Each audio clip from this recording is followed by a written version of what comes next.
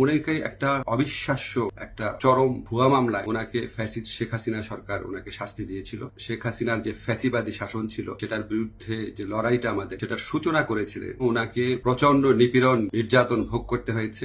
যদি কোনো আদালত কাউকে 1 বছরের বেশি শাস্তি দেয়, ফৌজদারি মামলা যদি 1 বছরের বেশি শাস্তি দেয়, তাহলে সেই আদালত দোষী সাব্যস্ত ব্যক্তিকে জামিন দিতে পারবে না। তার চেয়ে যে বড় আদালত অর্থাৎ মহানগর দায়রা জজের আদালত, সেখানে যদি পরে আবেদন করা হয় তাহলে সেই আদালত জামিন দিতে পারবে। আপনারা সবাই জানেন যে সাংবাদিক সম্পাদক মাহমুদুর রহমান সাহেব উনি একটি মামলায় জামিন চাইতে গিয়েছিলেন, তারপর উনি কারাগারে আছেন।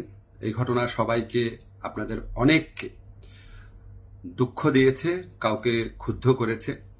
আপনাদের কাছে মনে হয়েছে যে এরকম একটা ছাত্র জনতার বিপ্লবের পর আসা সরকার, এই সরকারের সময় কেন ফ্যাসিবাদ বিরোধী লড়াইয়ের অন্যতম অগ্রনায়ক মাহমুদুর রহমান ভাই কেন এখানে কারাগারে আছেন। তা আমি আপনাদেরকে একটু ব্যাখ্যা করি বিষয়টা। প্রথমেই বলে রাখি, আমি ওনাকে খুবই শ্রদ্ধা করি। এদেশে শেখ হাসিনার যে ফ্যাসিবাদী শাসন ছিল সেটার বিরুদ্ধে যে লড়াইটা আমাদের, সেটার সূচনা করেছিলেন, বুদ্ধিবৃত্তিকভাবে তিনি সূচনা করেছিলেন, এবং এই জন্য ওনাকে প্রচন্ড নিপীড়ন নির্যাতন ভোগ করতে হয়েছে, যেটার সাথে মানে কোনো কিছুর তুলনা হয় না আর কি। তো ওনাকে একটা অবিশ্বাস্য একটা চরম ভুয়া মামলায় ওনাকে ফ্যাসিস্ট শেখ হাসিনা সরকার ওনাকে শাস্তি দিয়েছিল। ট্রায়াল ইন অ্যাবসেন্সিয়া হয়েছিল, ওনার অবর্তমানে শাস্তি দিয়েছিল। অবিশ্বাস্য মামলা একটা, এবং এই মামলার মেরিট নিয়েও প্রশ্ন তোলা যেতে পারে, কিন্তু এই বিচার কার্যটা সম্পন্ন হয়ে গিয়েছিল এবং ওনাকে শাস্তি দেওয়া অলরেডি হয়ে গিয়েছিল। তো উনি যখন এখানে আপনার বাংলাদেশে আসলেন, আসার আগে কিছুদিন আগে ওনার স্ত্রী, আমাদের শ্রদ্ধেয় ভাবি, ওনার বিরুদ্ধেও একটা অত্যন্ত মানে অগ্রহণযোগ্য ভিত্তিহীন মামলা করা হয়েছিল।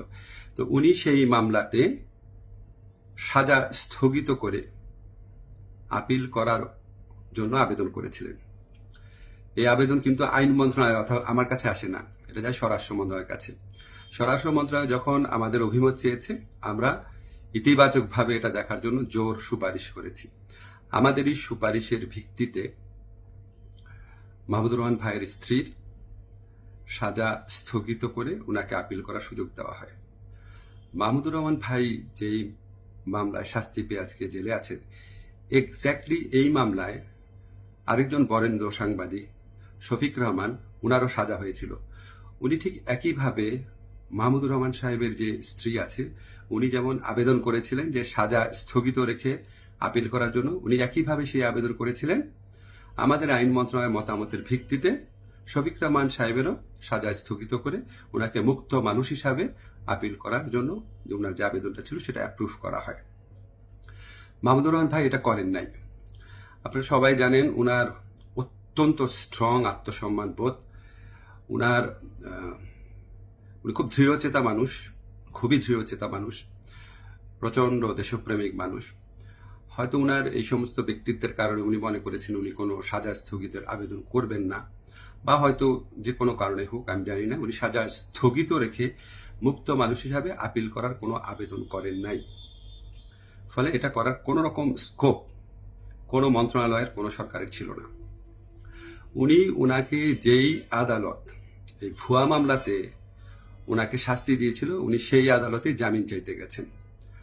আমাদের ফৌজদারি কার্যবিধিতে আছে, যদি কোনো আদালত কাউকে 1 বছরের বেশি শাস্তি দেয়, ফৌজদারি মামলা যদি 1 বছরের বেশি শাস্তি দেয়, তাহলে সেই আদালত দোষী সাব্যস্ত ব্যক্তিকে জামিন দিতে পারবে না। জাস্ট পারবে না, কোনো স্কোপ নাই। কিন্তু তার চেয়ে যে বড় আদালত অর্থাৎ মহানগর দায়রা জজের আদালত, সেখানে যদি পরে আবেদন করা হয় তাহলে সেই আদালত জামিন দিতে পারবে। মাহমুদুর রহমান ভাইয়ের আইনজীবী যাতে মহানগর দায়রা জজের কোর্টে জামিনের আবেদন করতে পারেন, সেই জন্য রায় যেদিন হয়েছে ঠিক সেদিনই অত্যন্ত দ্রুততার সাথে ওনাকে সকল কাগজপত্র, রায় আদেশের কপি সহ পৌঁছে দেওয়া হয়েছে। আজকে আমি যখন আপনাদের সাথে কথা বলছি, আজকে হচ্ছে বুধবার, উনি যে কোনো কারণেই হোক উনি জামিনের আবেদন এখনো করেন নাই। জামিনের আবেদনটা করলে ওই আদালতের জামিন দেওয়ার ইখতিয়ার আছে এবং ওনার জামিন পাওয়ার পথ প্রশস্ত হবে। উনি মুক্তভাবে ওনার যে দেশপ্রেম থেকে, দায়িত্ববোধ থেকে উনি উনার সাংবাদিক হোক বা বুদ্ধিজীবী হোক বা ওপিনিয়ন মেকার হোক, উনি উনার ভূমিকা পালন করতে পারবেন অচিরেই, সে প্রত্যাশা করছি। আমি শুধু আপনাদেরকে একটা জিনিস একটু বোঝার জন্য অনুরোধ করছি। আমি আইন মন্ত্রণালয়ের দায়িত্ব পাওয়ার পর মাহমুদুর রহমান ভাইয়ের স্ত্রী ও সাংবাদিক শফিক রহমান, ওনারা যখনই আবেদন করেছেন সাজা স্থগিত করার, সেই আবেদনে আমাদের মতামতের ভিত্তিতে ওনাদের সাজা স্থগিত করা হয়েছে। মাহমুদুর রহমান ভাই এই আবেদন করলে অবশ্যই আইন মন্ত্রণালয় থেকে ওনার সাজা স্থগিতের জন্য আমরা সুপারিশ করতাম। আমরা সেই সুযোগ পাই নাই, এখানে আমাদের কিছু করার ছিল না।